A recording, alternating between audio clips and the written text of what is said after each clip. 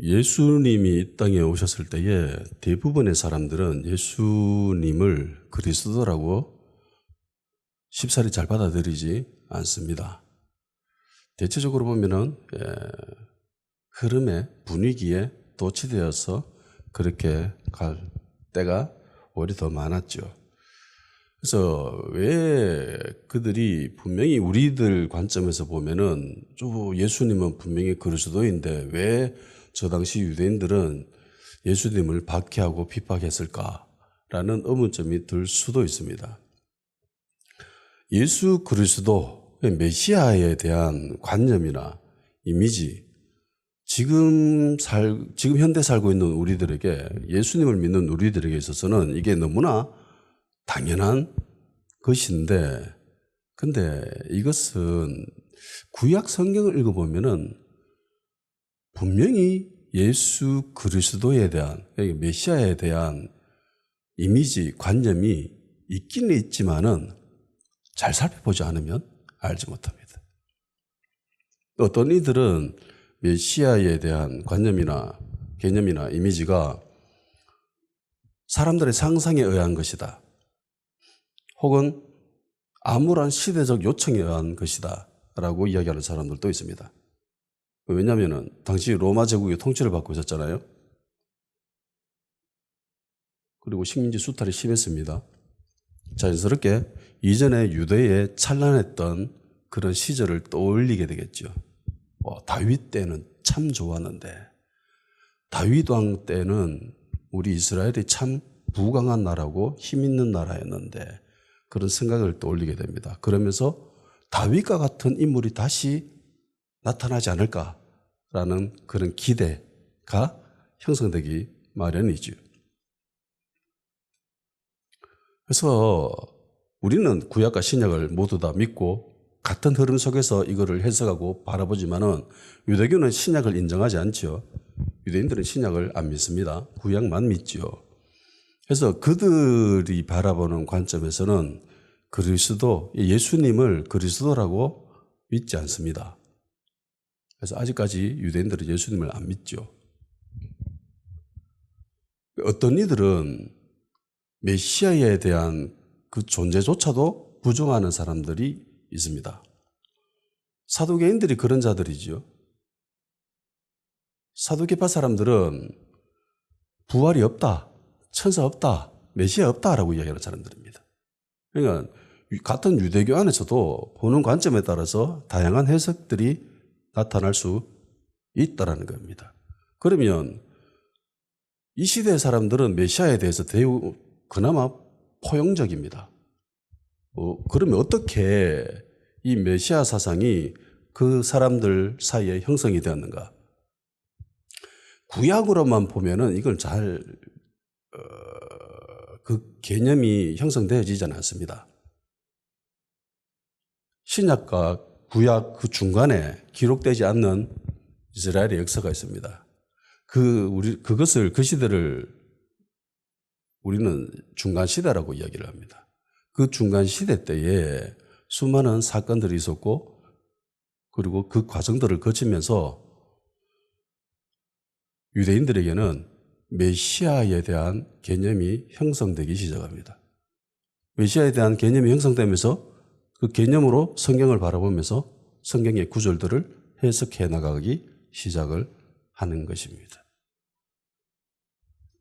구약을 읽어보면은 메시아 사상에 대한 또렷하고도 분명한 말씀들이 있죠. 그럼에도 불구하고 사두개 사람들은 안 믿잖아요. 그리고 일부 사람들도 이거를 안 받아들입니다.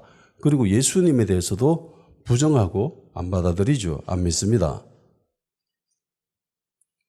메시아에 대해서 구약 성경 전반에 걸쳐서 이야기들은 그 흔적들이 있지만은 이거를 주의 깊게 살펴보지 않으면은 그냥 지나칠 수도 있습니다.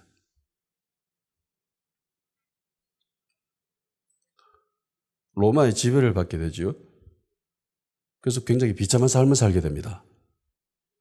그런데 이전에 이스라엘은 참 위대했던 시간들이 있었습니다. 다윗 때. 다윗과 같은 그런 사람, 그 메시아가 되겠죠. 그들에게는. 그래서 제자들이 예수님한테 묻잖아요. 이스라엘을 회복하심이 이때이니까. 그들이 바라고 있던 이스라엘의 회복은 다윗과 같은 시대입니다.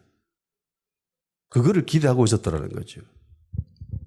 다시 한번 다윗과 같은 자가 일어나 이스라엘을 해방시키고 회복시키고 부강하게 할 것이라는 그런 기대를 가지고 있었습니다. 이런 상황과 그런 시대적 상황과 그들이 처한 상태, 그런 관점에서 구약 성경을 바라보게 되면 구약 성경에 감춰져 있던 많은 곳에서 메시아가 있다라는 메시아 사상에 대해서 사람들이 발견하게 되고 깨닫게 되고 해석하기 시작합니다. 이게 본격적으로 중간 시대에 형성된 겁니다. 그래서 사람들이 메시아에 대해서 갈망하고 있었어요. 그리고 우리가 기대하고 바라고 소망했던 모든 것들이 하나님 계획 가운데 있는 것임을 발견하게 되죠. 왜냐하면 성경 말씀이 이미 기록되어 있었기 때문에. 아, 하나님 계획하셨구나. 하나님이 우리의 상황을 알고 계시구나.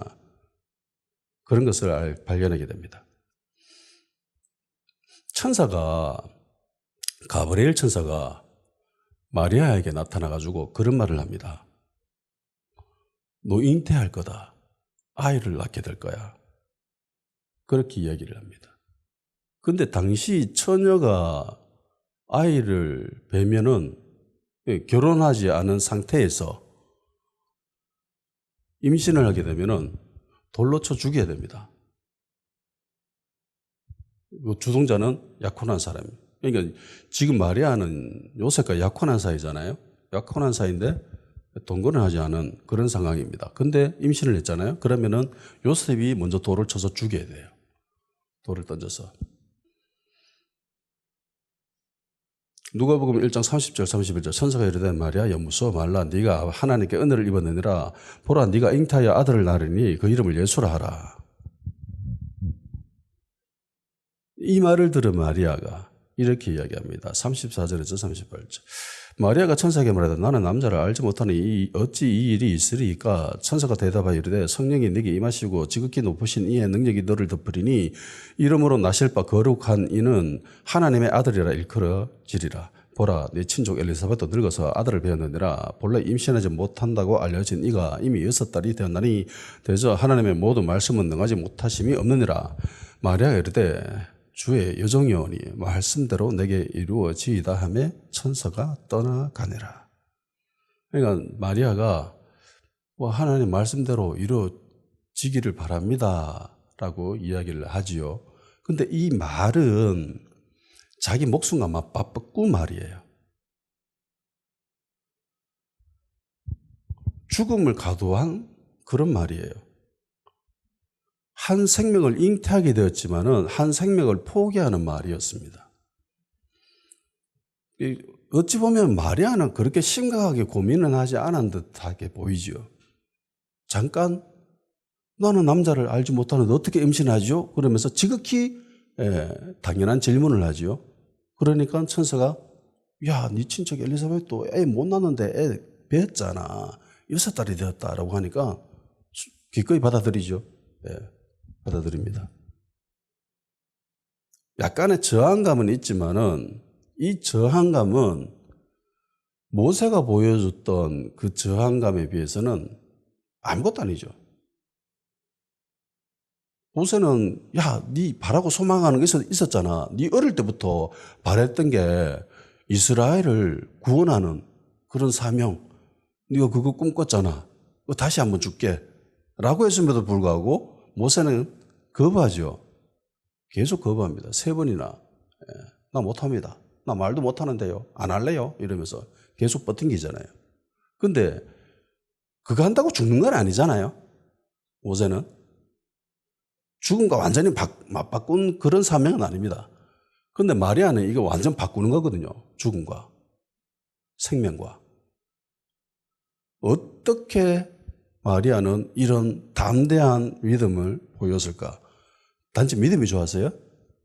아니면 하나님이 특별히 선택한 자였기 때문에 이런 은총을 받은 자였기 때문에 위대한 사람이어서 원래 그런 사람이었기 때문에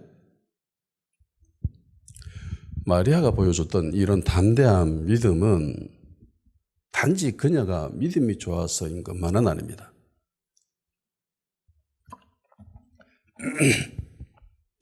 마리아가 이렇게 반응을 할 수 있었던 것은 마리아가 말씀을 근거로 한 신앙을 형성하고 있었기 때문입니다. 이사야 7장 14절에 이런 말씀이 있죠. 그러므로 주께서 친히 징조를 너희에게 주실 것이라. 보라, 처녀가 잉타하여 아들을 낳을 것이요 그 이름을 임마누엘이라 하리라. 이사야가 이야기했던 말씀입니다. 이 말씀은 예수 그리스도의 나심을 증거하는 구약 성경의 한 말씀이지. 근데요, 이 말씀이 이 문맥을 살펴보면은 예수 그리스도를 꼭 집어서 이야기한 말씀은 아닙니다. 요거는 유다왕 아하스를 위한 말씀이에요. 유다왕으로 아하스가 있을 때에 이때 아람왕 르신과 이스라엘이랑 베가가 서로 짝짝꿍 묻고, 야, 우리 예루살렘 칠래? 남유다 칠래? 그래, 치러 가자. 이러면서 왔습니다. 이 소식을 아하스가 듣게 되죠. 이 이스라엘, 예루살렘에 있는 모든 백성들이 두려워 떱니다. 야, 우리 죽었다. 어떡하노? 북이스라엘 하나도 감당 안 되는데 지금 아람 왕과 북이스라엘이 지금 짱 먹고 우리 공격하러 온다. 우리 택도 없다. 안 된다. 우리 졌다. 우리 죽었다 이제. 이러면서 무서워 떨고 있습니다. 이때에 하나님이 이사야에게 하신 말씀입니다. 야, 너가 안 진다. 무서워하지 마라. 쫄지 마라. 저들의 계획은 절대로 성공하지 못한다. 그러면서 하나님이 이 전쟁을 승리하실 것이다 라고 말씀하시면서 아하스에게 이렇게 이야기하죠. 하나님께 표적을 구해라. 그 어떤 힘들고 어려운 표적이라 할지라도 구하면 다 보여줄 거야 라고 이사야가 이야기를 합니다. 그런데 아하스가 이렇게 이야기하죠. 이사야 7장 12절에 아하스가 이르되 나는 구하지 아니하겠나이다. 나는 여호와를 시험하지 아니하겠나이다 한지라. 난 하나님 시험하지 않겠어요 라고 하면서 나는 표적을 구하지 않을 거예요 라고 이야기합니다. 얼핏 들으면 굉장히 믿음이 있는 것처럼 보입니다. 신앙이 있는 것처럼 보이고 겸손한 사람처럼 보입니다. 그런데 아하스의 이 말은 믿음의 말이 아니에요. 불신앙의 말입니다. 하나님의 말씀을 믿지 않을 것이다 라고 하는 그런 심리가 깔려있는 말이에요.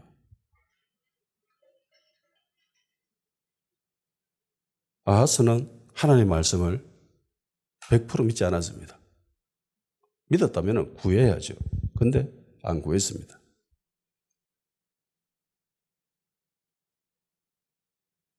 그래서 아하스가 한 이 말은 진심에서 나온 말이 아니에요.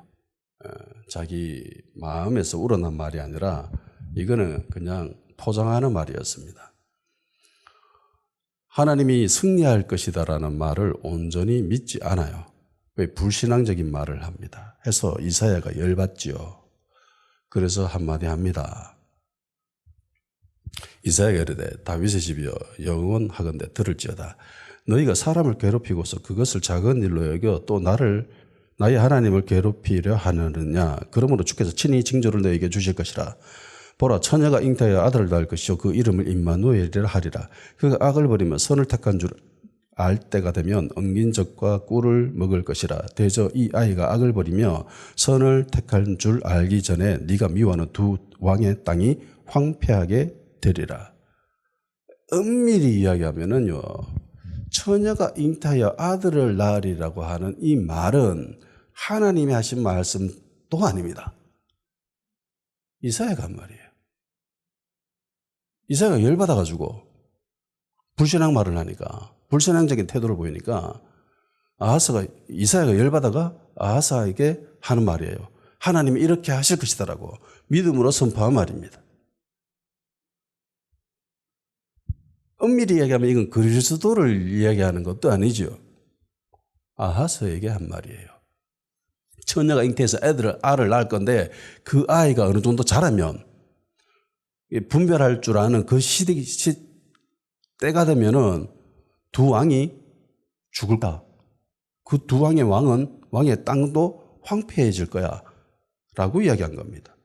그러니까 어떻게 보면 이 말씀은 메시아하고 별 상관이 없어요. 근데 시간이 흘러가서 중간 시대쯤 오면은 사람들이 메시아에 대한 기대를 품게 됩니다. 다윗과 같은 메시아가 이 땅에 다시 한번 출현하지 않을까라는 그런 소망을 갖게 됩니다. 그러면서 말씀을 보게 됩니다. 구약을 봐요. 그러면서 이 말씀도 메시아를 나타내는 것이다라는 것을 사람들이 깨닫기 시작합니다. 일부의 사람들이. 그리고 당시에 유대의 처녀라면은 한 번쯤은 그 지나가는 생각으로도 가졌을 겁니다. 나에게 혹시 하나님의 은총이 일어나지 않을까라는 것. 그러니까 마리아가 아무런 메시아에 대한 인지가 없이 천사가 나타난다고 그걸 덥석 믿었던 것만은 아니에요. 분명히 말씀에 대한 인지가 있었습니다. 처녀가 잉태하여 아들을 낳을 것이라는 그 말씀, 그리고 어느 정도는 기대감을 가지고 있었습니다. 그래서 마리아가 이런 모습을 보여줄 수가 있었던 거예요. 당시 유대인들의 시대적 현상과 더불어 말씀에 대한 좀 더 자유로운 해석이 벌어지게 되면서 메시아에 대한 갈급함, 소망, 그런 이미지가 형성이 된 거예요. 그러던 가운데 예수님이 오셨고, 그리고 대부분의 사람들은 예수님들을 수용하게 됩니다. 그렇지만 이스라엘, 예루살렘에 사는 자들과 관리들은 거부하죠. 부정합니다. 그리고 바울은 비시디 안독에서 이렇게 얘기합니다. 예수님이 이 땅에 오신 것은 이미 다 구약에 기록되어 있던 것이다. 말씀의 성취이고 예언의 성취다 라고 이야기를 합니다. 모든 것이 하나님의 계획 가운데 있는 것이야. 그렇게 얘기하죠. 구약의 이스라엘의 모습과 그리고 하나님 마음에 꼭 든 다윗, 그리고 그 후손으로 통해서 유대가 회복될 것이다라는 것, 그리고 선지자인 세례 요한의 등장, 그리고 예수님이 십자가에 못 박히시고 죄가 없으심에도 불구하고 빌라도에게 의해서 나무에 달리시고 그리고 죽으시고 무덤에서 부활하셔서 복음을 너희에게 전해주고 있다라는 거예요. 이 모든 것들이 이미 구약에 기록되어 있던 것이다라고 이야기를 합니다. 하나님이 그를 다시 살리시고 그리고 부활하신 주님은 여러 사람들에게 보여주셨고 그리고 그들은 직접 예수님을 체험하였고 그래서 교회가 형성되어지죠. 그래서 예수님으로 통해서 죄사함을 받게 되는 것, 예수님을 믿음으로 통해서 너희들이 의인이 된다라는 것, 영생을 얻게 된다라는 것, 본문에는 썩음을 당치 않는다라고 얘기합니다. 이 모든 것이 하나님의 계획이십니다. 하나님의 말씀의 성취이다. 예언의 성취다라고 이야기합니다. 심지어 41절에 보면은 예수님의 그 복음에 대해 부정하고 거부하는 사람들의 모습까지도 이미 예언되어 있다라고 이야기하죠. 예수님을 십자가에 못 박아 죽인 그 사람들이 말씀에 대한 정말 깊이 있는 탐구를 하던 학자들이었잖아요. 말씀을 암송하는 자들인데도 불구하고 예수님을 십자가에 못 박아 죽인 것, 그것까지도 이미 예언되어 있었다. 그리고 예수님의 그 은혜를 부정하는 사람들의 모습까지도 이미 성경에 다 기록되어 있다라고 하면서 조심해라고 하죠. 40절에. 너희에게 미치지 않게 조심해라, 주의해라 라고 이야기합니다. 바울이 전했던 이 비시대 안독에서 전했던 예수 그리스도에 관한 이야기들은 바울의 관점에서는 이게 다 성경에 기록되어 있는 거야. 예언이 성취된 거야. 말씀이 이루어진 거야 라고 이야기합니다. 하나님의 계획하심이었고 하나님의 역사하심이다. 그러니까 너희들 받아들여라고 이야기하는 거죠. 자, 여기서 아주 중요한 질문이 하나, 신학적 질문이 하나 등장합니다. 그게 뭐냐면은 예언의 성취, 말씀의 성취와 인간의 자유의지입니다. 이걸 어떻게 해석해야 되는가? 예수님 오셨을 때에 유다가 예수님을 향해 보여준 모습, 핍박하고 학대하고 십자가에 달아 죽여버렸던 그게 이미 성경에 기록되어 있다라고 하지요. 바울이 그렇게 이야기합니다. 본격적으로 예수님이 그런 고난을 겪게 된 계기는 가룟 유다가 배신했기 때문입니다. 예수님을 팔아넘겼죠. 성경은 그 부분에 대해서도 이야기하지요. 그건 역시 예언되어 있는 거야. 사도행전 1장 20절입니다. 시편에 기록하였으되 그의 거처를 황폐하게 하시며 그가 거기 거하는 자가 없게 하소서 하였고 또 이르시되 그의 직분을 타인이 취하게 하소서 하였더라. 가룟 유다에 대한 성경의 말씀입니다.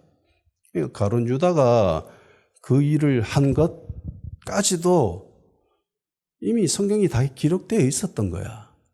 예언의 성취야 라고 이야기합니다. 그러면 그런 질문이 등장합니다. 그럼 가룟 유다는 죄 없나? 말씀대로 한 거잖아요. 그래서 어떤 이들은 이렇게 이야기합니다. 가룟 유다야말로 진정한 사도다. 왜?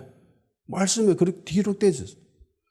예수님이 진정한 메시아가 되기 위해서는 가룟 유다가 반드시 필요해요. 근데 아무도 안 하려고 하는 그 어려운 일을 가룟 유다가 대신했다는 거지. 내가 할게요. 이러면서. 어떤 사람들이 이렇게 얘기합니다. 예수님이 가룟 유다에게 밀정을 줬다. 이 음모론이죠. 밀정을 줬다. 야, 이거 아무도 모르고 니만 아는 거야. 내가 이렇게 해야 되는데 제자들 중에 한 명이 배신해 줘야 돼. 네가 할래?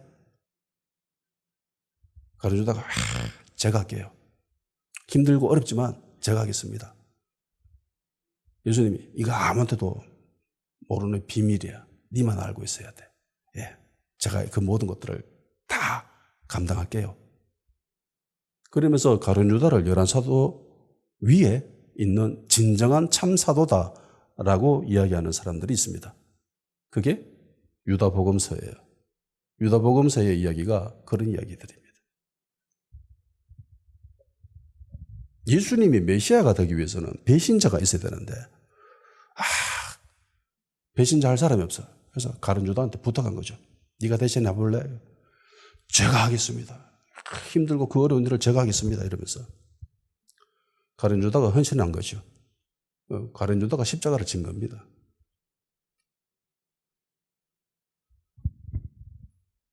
말씀의 성취잖아요. 예언의 성취가 되기 위해서는 가룟 유다가 필요합니다. 배신자가 필요합니다. 그런데 그 배신자가 담당해야 될 그 사명을 가룟 유다가 자청해서 그렇게 했다라고 하는 것이 유다복음서의 이야기입니다. 이 유다복음서는 영지주의자들이 기록한 책입니다. 영지버섯하고는 아무 상관이 없습니다. 영지주의라고 하는 것은 한문으로 풀면은 이런 뜻이에요. 영적인 지식을 추구하는 사람들.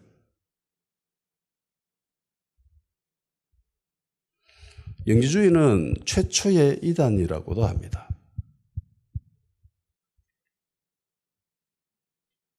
그리고 영지주의는 현대 기독교에까지 아주 강력한 영향력을 미치는 대표적인 이단 사상입니다. 이들이 주장하는 것은 이런 것들이에요. 선과 악이 있다. 이 세상은 선과 악이 싸우고 있는 곳이다. 그리고 육체는 악하다. 영은 선하다. 라고 이야기합니다. 그리고 자기들은 영적인 지식을 소유하고 있는 자들이다. 다른 사람들은 모르는데 우리는 특별한 존재이기 때문에 영적인 지식을 소유하고 있다. 라고 얘기합니다. 그래서 사람들을 현혹시킵니다. 야, 이게 다 모르는데 너만 아는 비밀이다. 우리만 알고 있는 비밀인데 니한테만 이야기해 줄게. 굉장히 이렇게 특별한 존재로 인식되죠, 자기가. 그래서 영지주의자들은요, 예수님이 육신으로 부활했다라고 하는 것을 인정하지 않습니다. 네. 육은 악한 것이기 때문에. 그래서 영지주의자들은요, 이원론적인 사고를 가지고 있습니다. 이분법적인 사고를 해요. 선이냐 악이냐, 빛이냐 어둠이냐, 이 땅에 존재하는 모든 것들을 그런 식으로 해석합니다. 이게 헬라적인 사고방식입니다. 그리스 사람들이 이런 사고방식을 하면서 철학을 했었어요. 영지주의라는 그런 말만 빼면 현대 교회의 일부가 보여주는 모습과 매우 유사하지요. 매우 유사합니다. 현상에 있는 세계를 선과 악으로 나눌 수 있어요? 못 나눕니다. 그리고 그 기준을 어떻게 인간이 합니까? 그 분별할 수 있는 기준은 오직 하나님만이 하십니다. 그죠?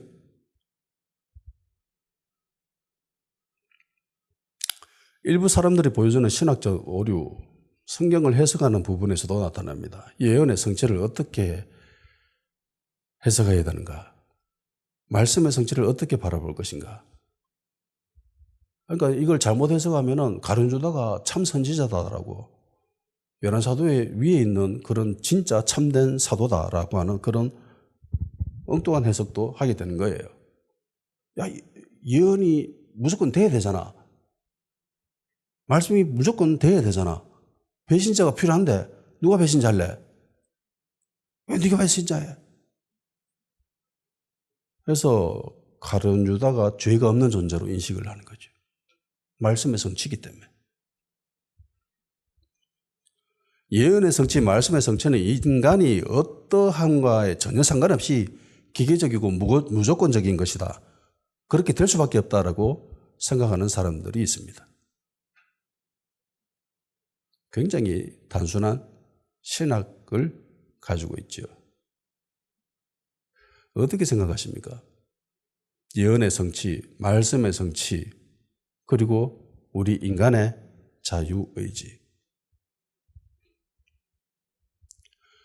이 질문에 처음으로 적용할 수 있는 곳이 창세기에 나타납니다.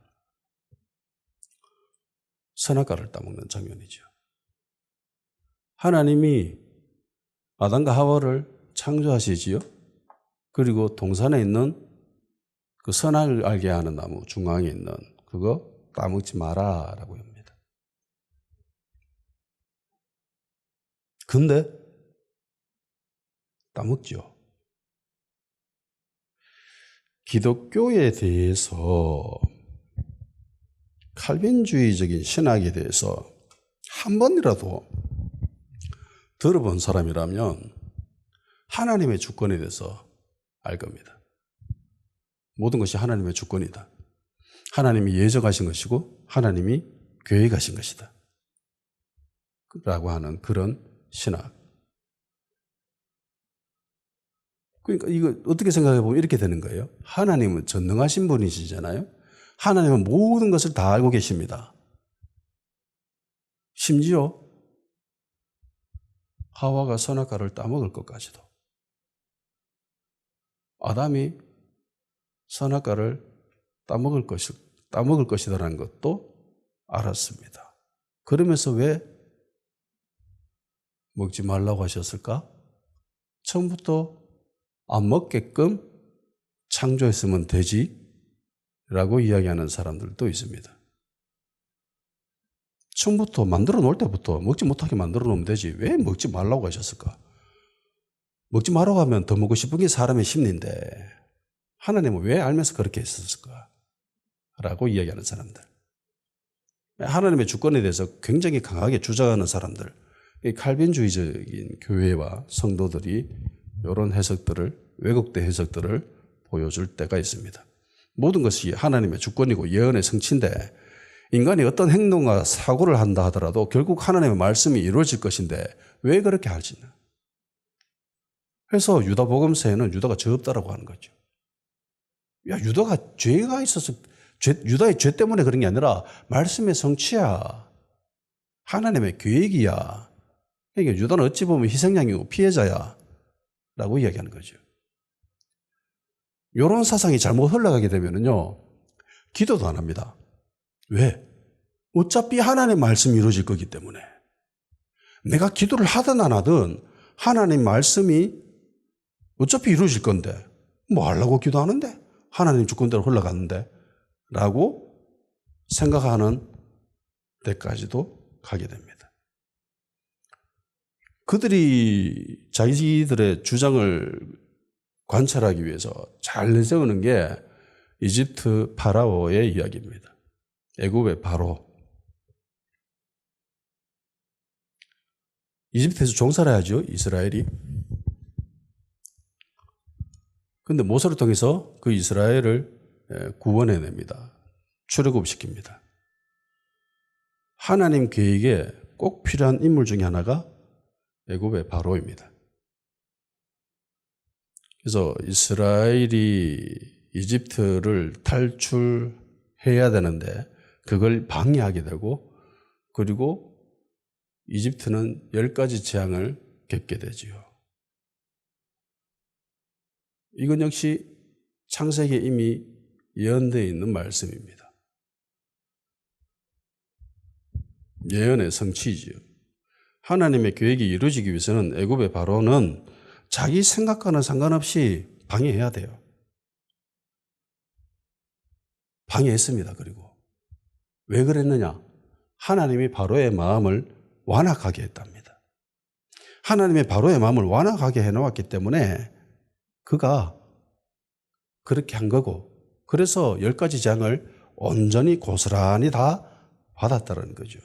출애굽기 4장 21절 여호와께서 모세에게 이르시되 네가 애굽으로 돌아가거든 내가 네 손에 준 이적을 바로 앞에서 다 행하라. 그러나 내가 그의 마음을 완악하게 한즉 그가 백성을 보내주지 아니하리니. 7장 13절 그러나 바로의 마음이 완악하여 그들의 말을 듣지 아니하니 여호와의 말씀과 같더라.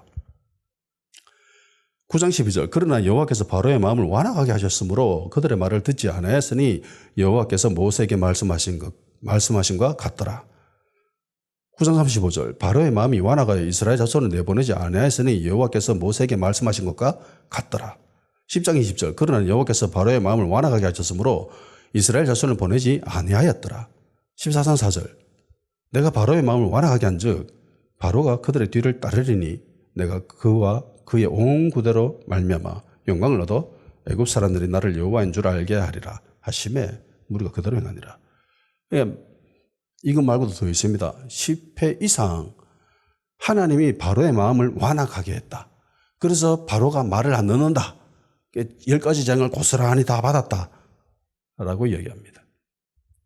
큰 틀에서 보면은 하나님의 주권이 맞아요. 근데 인간 세계로 내려오게 되면은 인간이 사고하고 인식할 수 있는 그 범위로 오게 되면은요, 이건 달리 해석이 되어야 됩니다.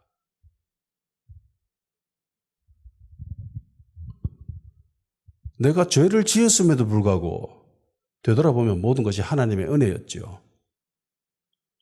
그렇다고 내가 죄를 지은 것 그것을 합당하다라고 올바르다라고 이야기하지는 못하지요. 지나고 나면은 모든 것이 다 하나님의 주권이고 하나님의 계획하심이고 하나님의 섭리였습니다. 하나님의 계획하심과 예정이 맞지요. 그러나 하나님은 인간의 자유의지까지 꺾으면서까지는 일하시지 않아요. 하나님께서 바로의 마음을 완악하게 했다라는 것은 그가 스스로 그런 마음을 가지고 있는 것을 하나님이 꺾지 않으셨다는 겁니다. 그러니까 그냥 내버려 뒀다라는 거예요. 바로가 그 마음을 완악하게 가지는 그것을 하나님이 그냥 내버려 뒀다라는 거예요. 우리는 그걸 유기라고 얘기합니다. 방치하다, 내버려 두다. 하나님이 그 마음과 그 행동을 허용하고 그냥 내버려 뒀을 뿐이지, 간섭하지 않았을 뿐이지, 하나님이 그 마음을 완악하게 만들었기 때문에 그가 할 수 없이 그렇게 했다라는 것은 아니에요. 이건 문학적인 표현일 수도 있습니다. 에덴동산에서 선악과 따먹은 거, 순전히 하와 자신이 원해서 그렇게 한 거죠. 물론 뱀의 유혹이 있었지만은 본인의 생각과 의지로 그걸 따먹은 거예요. 아담도 마찬가지입니다. 인간이 하나님을 향해서 최초로 범죄한 이 사건은요, 다르게 보면은 하나님께서 인간에 대한 놀라운 존중을 보여주는 사건이기도 합니다.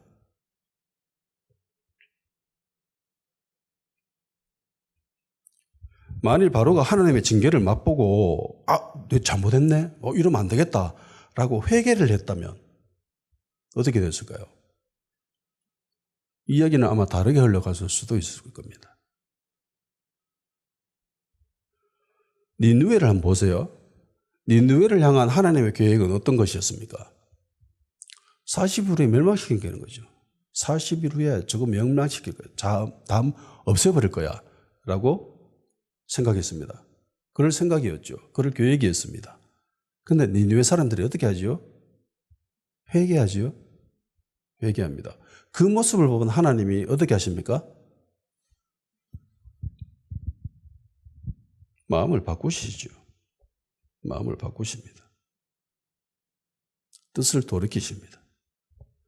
출애굽을 하여 광야 생활을 하고 있을 때 모세는 하나님을 만나러 시내산에 올라갔습니다. 백성들은 저 밑에 있었죠. 산 밑에. 기다려도 안 와요. 그래서 점점 마음이 초조해지고 불안해지기 시작합니다. 그래서 막 협박하죠. 아론을 향해서. 야, 뭐라도 해봐라. 라고 하니까 금송아지를 만들었습니다.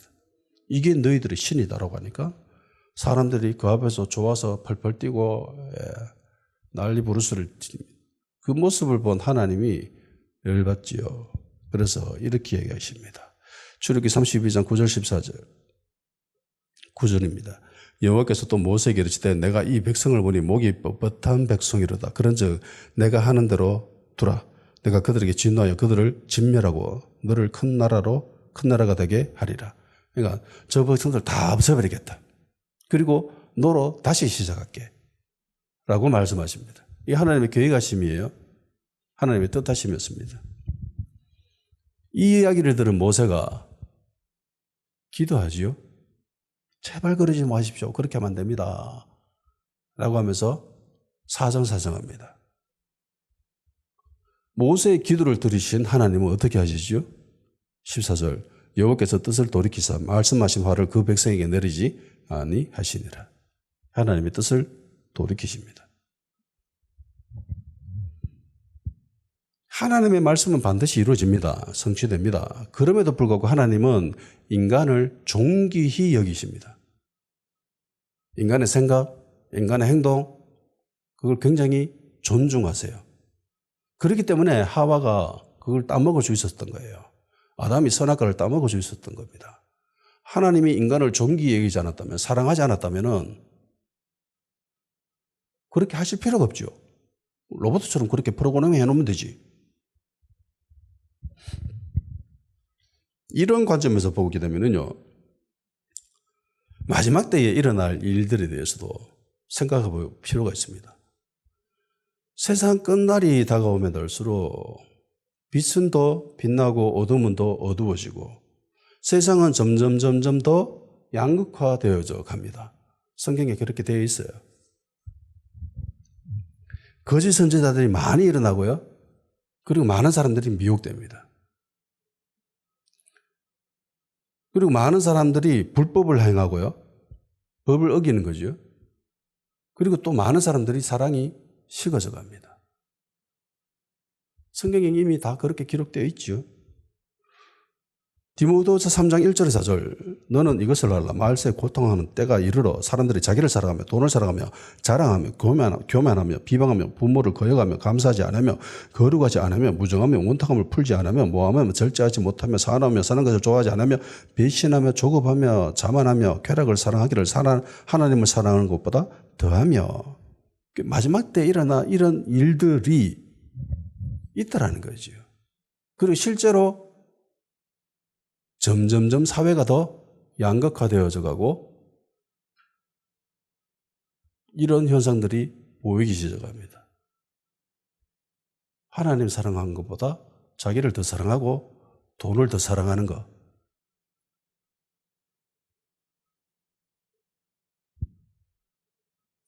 결국은 돈이잖아요. 거짓 선지자들이 하는 그 모든 행위가 결국 그 뿌리에는 돈이 있습니다.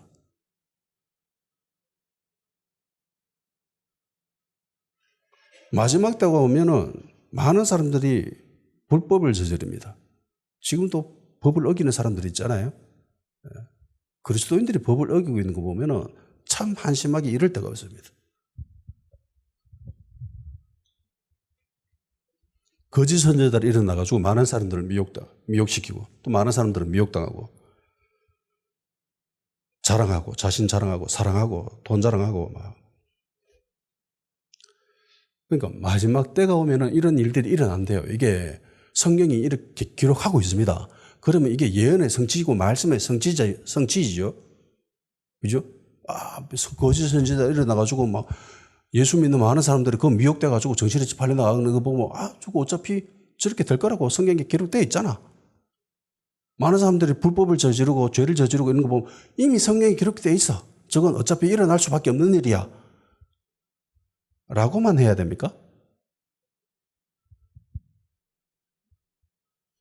내가 이 땅에서 마지막 때를 바라보면서 저 현상은 하나님이 마지막 때 일어날 것이라고 이야기한 모습인데 결국 이루어지네?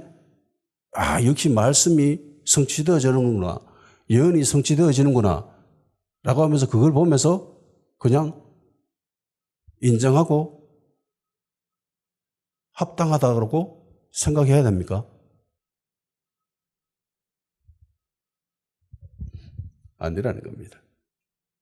내가 그 모습을 바라보면서 저건 어차피 하나님이 말씀하신 것이고 말씀의 성취고 예언의 성취이기 때문에 내가 어떻게 할 수 있는 부분이 없다라고 생각하면 안 돼요. 하나님의 자녀로서 빛의 자녀로서 우리는 이 땅에 하나님의 나라를 만들어 가야 될 사명이 있습니다.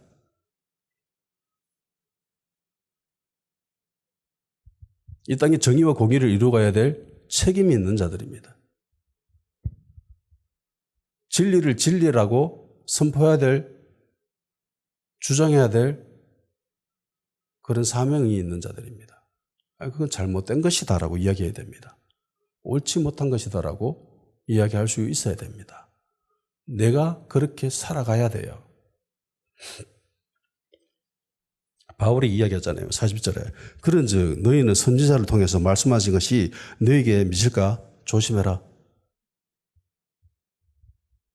예수님이 나타나신 것, 예수님이 이 땅에서 겪으신 것들, 그리고 예수님을 통해서 하나님이 이루어 가실 것, 그 모든 것들이 이미 다 예언은 되어 있는 것이고 말씀이 이미 기록하고 있었던 부분이고, 그리고 예수님의 그 복음을 부정하는 사람들의 모습까지도 이미 성경에 기록되어 있습니다. 그러니까 예수님을 부정하니까 저 어차피 부정한다라고 예수님의 은혜를 거부한다라고 성경에 기록되어 있으니까 저거 당연한 거야 라고 받아들이지 말라는 거죠. 조심해라. 분명히 말씀은 성취되어집니다. 마지막 때가 올수록 거짓 선지자들은 더 많이 일어날 거예요. 더 많은 사람들이 미혹될 겁니다.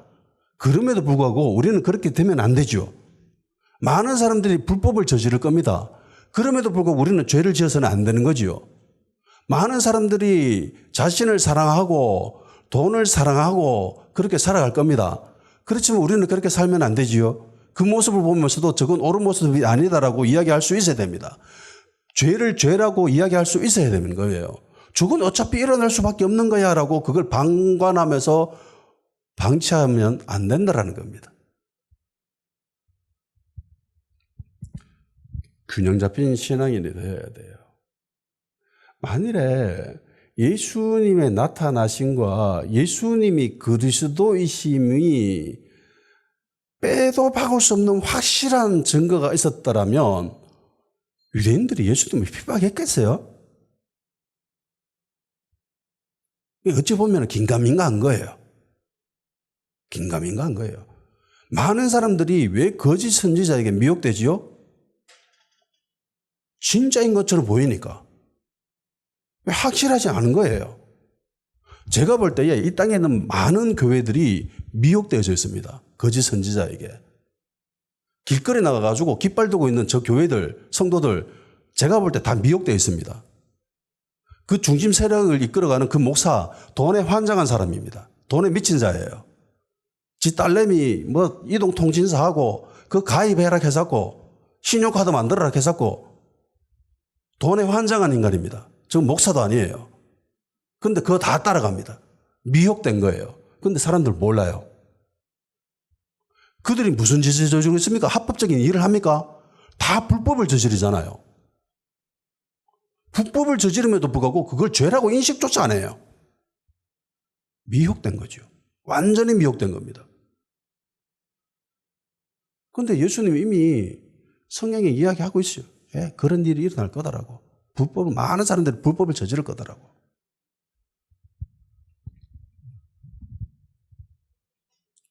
그래서 지혜와 계시의 영이 정말 필요한 시기입니다. 저는 진짜 제가 예수님 때에 유대인이었다면 내가 과연 예수님을 믿을 수 있었을까라고 하는 그런 생각이 듭니다. 난 못 믿었을 것 같아요. 그런데 감사하게도 하나님이 은혜를 주셔서 지금 하나님의 자녀가 되고 진리를 깨달을 수 있는 그런 은혜를 누리고 있는 거지요. 조심하십시오. 주의하셔야 됩니다. 바울도 이야기하잖아요. 조심해라. 실제로 유대인들은 정말 많은 사람들은 대다수의 유대인들은 예수님을 부정합니다. 예수님을 거부합니다. 예수라고 하는 이름은요, 당시에 사람들이 흔히 사용하던 이름이에요. 근데 예수님이 돌아가시고 난 이후에 수백 년 동안 예수라는 이름은 사라집니다. 유대인들이 예수라는 이름을 안 지어요. 자기 애가 태어났을 때에 예수라는 이름을 안 지어요. 그러니까 우리 입장에서 보면은 김일성의 이름을 안 짓는 것 똑같은 거예요. 유대인들 입장에서는 히틀러라는 이름을 안 짓는 것과 똑같은 거예요. 왜? 유대인들에게 있어서 예수는 하나님께 저주받은 사람이기 때문에. 그래서 이름조차 안 짓는 거예요. 조심해야 됩니다. 예.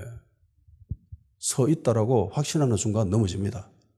어떻게 하나님을 향해서 까불지 말라고 하고 조심하라고 하고 어떻게 예수 믿는 사람이라면 그런 말을 할 수 있습니까? 못하지요. 할 수가 없습니다. 기도하는 시간 가지도록 합시다.